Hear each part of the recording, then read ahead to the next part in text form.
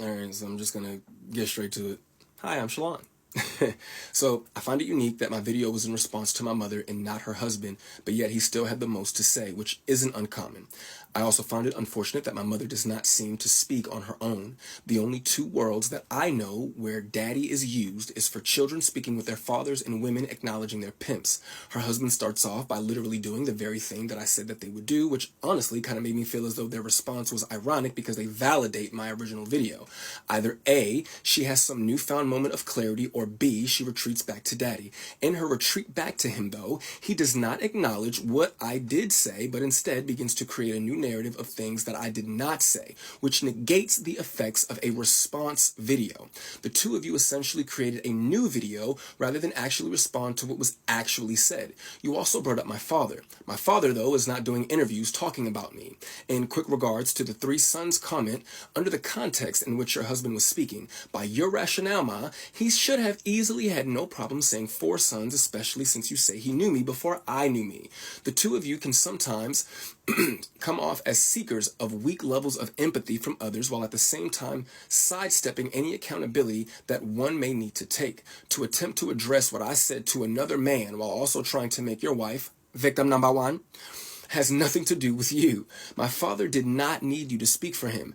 You're her daddy, not his. My mother has been speaking on our relationship for years, so to imply that only one side of a story was told when there are several articles and interviews throughout the internet discussing my strained relationship with her, filled with quotes from your wife speaking directly about me, while also providing vague context and downplaying the impact of an uninterested mother.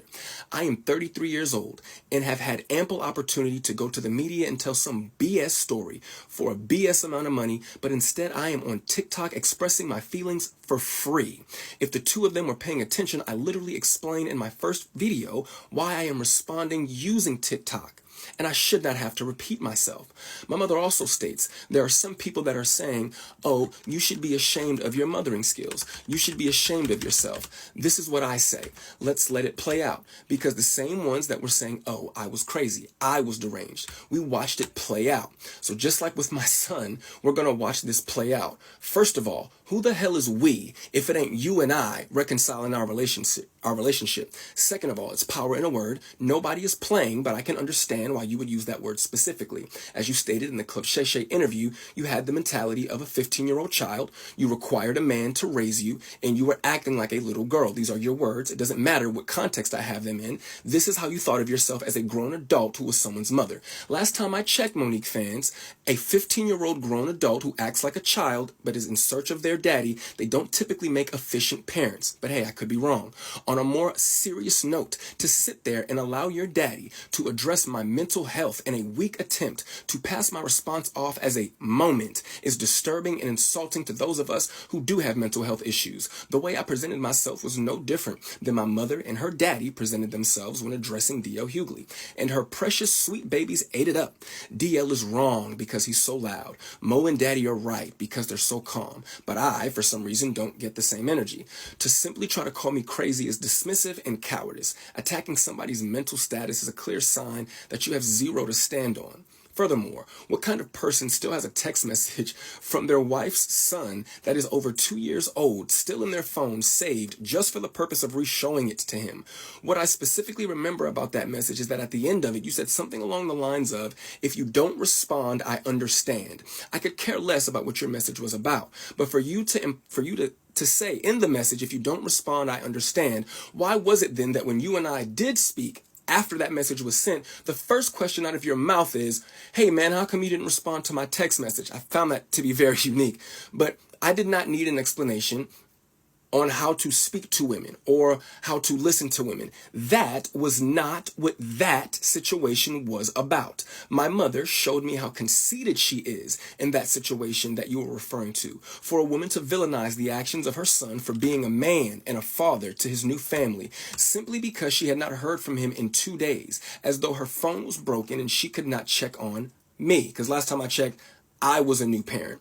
I didn't get a new house. I didn't go on vacation. I didn't just get a new game system. I had a baby. And in those 2 days that you did not hear from me, I was handling my business as a man and a father. But I'll assume your phone and the phones of those around you were all broken, which I wanted to believe was the reason why you did not respond to a message from your son expressing his concern over some bumps that your grandchild had on her back. You would later make it your business to tell me that you got the message and chose not to respond because her other grandmother is a nurse. Damn the fact that she is also your blood.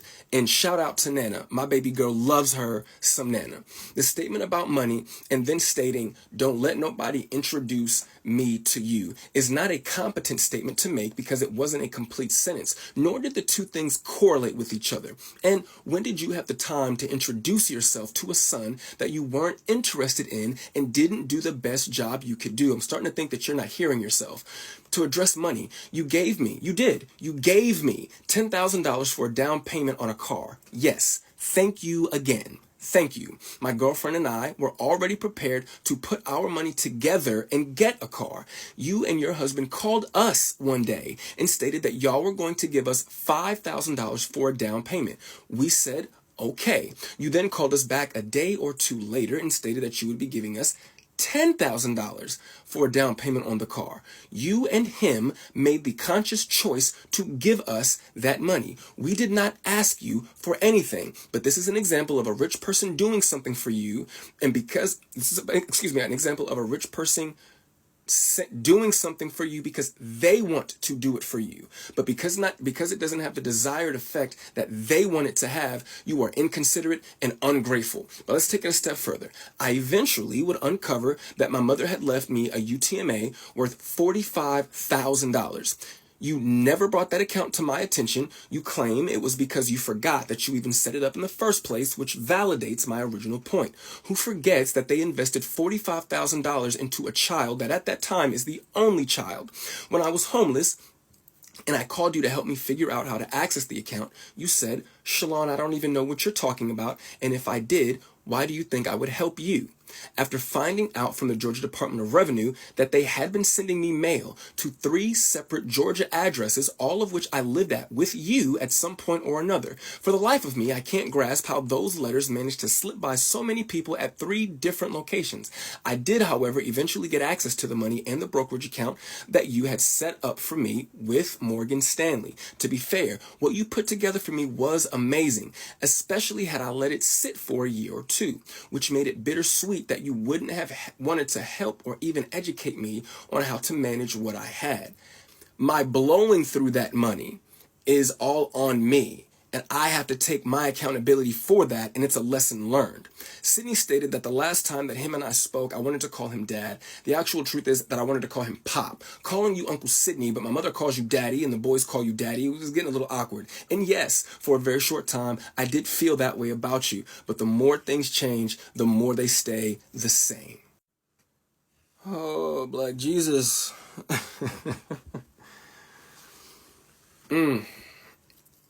I do just want to really quickly give a really, really big thank you to the support that I've received throughout this. I didn't think that that was something that was going to happen.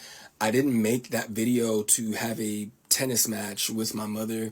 I do not plan on making any more videos. This is it. I've said what I wanted to say. To me, if you're not going to acknowledge, you've already shown me that you don't care enough to acknowledge what I did say. So I definitely don't have the expectation that you're going to acknowledge now what I'm saying.